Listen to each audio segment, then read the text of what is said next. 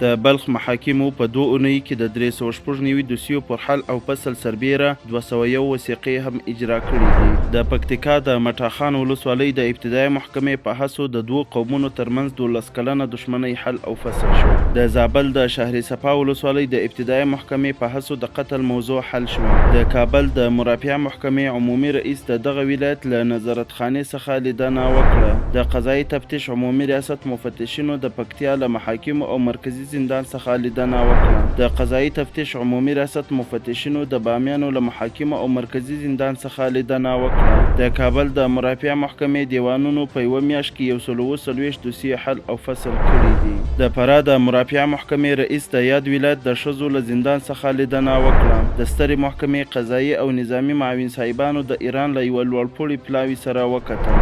د ننګرهار د مرافعه محکمې رئیس د یاد ولایت د اسنادو د ثبت وثایقو او مخزن له امریت څخه لیدنه وکړه. د پکتیا ولایت محاکمو په یوه میاشت کې د 250 دوسیو پر حل او فصل سربیره 204 وثیقې هم اجرا کړي دي. د دایکنډي محاکمو په یوه میاشت کې د 91 دوسیو پر حل او فصل سربیره 189 وثیقې هم اجرا کړي دي. د سمنګان محاکمو په 2 اونیو کې د 88 دوسیو پر حل او فصل سربیره 107 وثیقې هم اجرا کړي دي. د سترې محکمې عالی مقام په لارښوونه د دعوت ارشاد ریاست یوه پلاوي 10 ولایتونو ته سفر وکړ. د پروان ولایت مرافعه محکمې رئیس د ښاري ابتدایي محکمې د اسنادو د ثبت او وثایقو له امریت څخه لیدنه وکړه. د هرات محاکمو په یوه میاشت کې د 242 دوسیو پر حل او فصل سربیره 112 وثیقې هم اجرا کړي دي. د پنجشیر محاکمو په یوه میاشت کې د 40 دوسیو پر حل او فصل سربیره 341 وثیقې هم اجرا کړي دي. د بادغیس محاکمو په یوه میاشت کې د 490 دوسیو پر حل او فصل سربیره 360 وثیقې هم اجرا کړي دي. د سرپل د مرافعه محکمې د رئیس لخوا د دغه ولایت عریضه نویسانو ته یو ورځنی سیمینار جوړ شو.